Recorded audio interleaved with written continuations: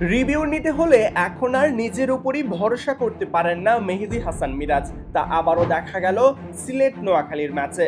খালেদের প্রথম ওভারে যখন হায়দার আলীকে এলবিডব্লিউর ফাঁদে ফেলে আউট করেন, তখনই ঘটেছে এমন এক মজার ঘটনা। খালেদের গুড লেন্থে পিচ করা এক ডেলিভারি লাফিয়ে উঠলে তা আর স্বাভাবিকভাবে খেলতে পারেননি নোয়াখালীর ব্যাটার হায়দার আলী। ব্যাট ফাঁকি দিয়ে বলটা ব্যাটারের পায়ে লাগলে সাথে সাথেই বোলার খালেদ আবেদন জানান এলবিডব্লিউর। তবে আম্পায়ার তখন সায় দেননি। খালি চোখে দেখা যাচ্ছিল বলটা স্ট্যাম্পের উপর দিয়েই যাবে। তবে উইকেটের পেছনের দুরন্ত ইমন তা মানতে রাজি হননি। সাথে সাথেই দৌড়ে এসে অধিনায়ক মিরাজকে বললেন রিভিউ নিতে। মিরাজ প্রথমে বুঝতে পারছিলেন না কি করবেন, তবে খালেদ, রনি, ইমনদের অ্যাডভাইসে শেষ পর্যন্ত রিভিউ নেন মেহেদী হাসান মিরাজ।